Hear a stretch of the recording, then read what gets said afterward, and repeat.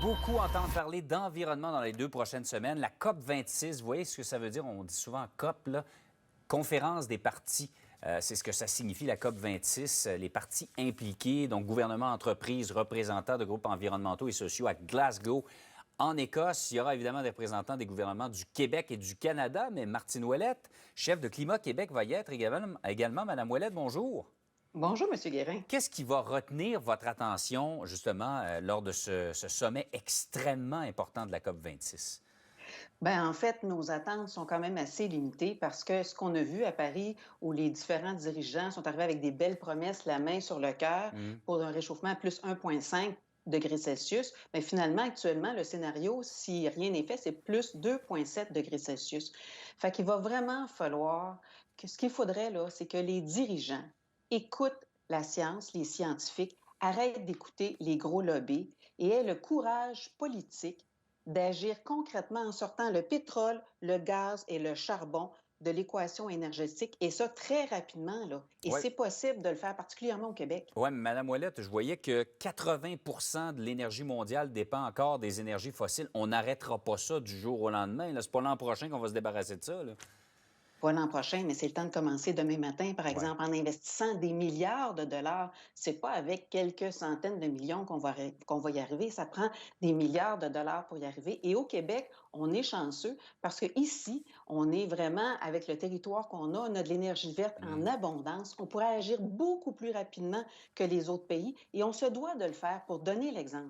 Une chose est sûre, là, dans notre mode de vie, dans nos habitudes, ça va faire mal dans les prochaines années si on veut effectuer le virage. Parce que vous le disiez, 2,7 degrés, là, ça, c'est si tous les pays respectent leurs engagements. Et c'est déjà épouvantable que ça augmente de 2,7 degrés à cause des conséquences sur les Mais océans, le réchauffement et ce tout qu'il ça. faut dire, c'est que si on ne fait rien, ça va faire encore plus Ouais. mal.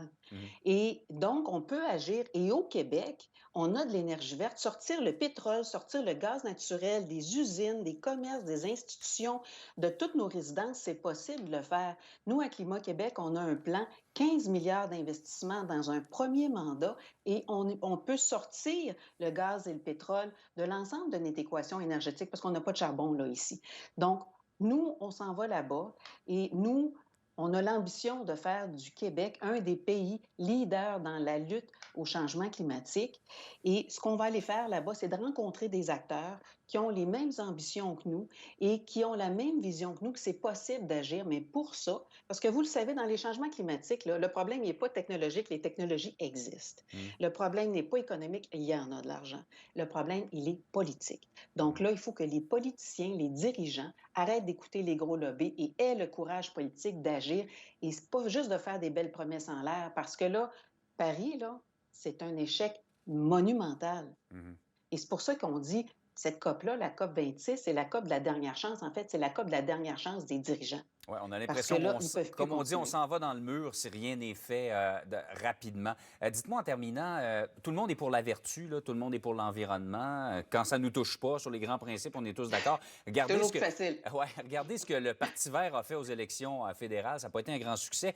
Vous vous enlignez pour présenter des candidats lors des prochaines élections au Québec? Oui, très clairement. Et il y a des dizaines de personnes qui se sont manifestées pour être candidates pour Climat Québec. Et donc, on s'enligne pour avoir 125 candidats et candidates dans les 125 comtés au Québec. Et je pense que l'exemple du Parti vert au Québec, au Canada, n'est pas un bon exemple, étant donné que le Parti vert s'est éparpillé sur plein de différentes priorités qui avaient aucun rapport avec l'environnement. Et c'est sur ça qu'ils se sont divisés. Et c'est pour ça que ça prend un parti comme Climat Québec qui est dédié sur la cause climatique où tous les enjeux vont être regardés à la loupe du climat.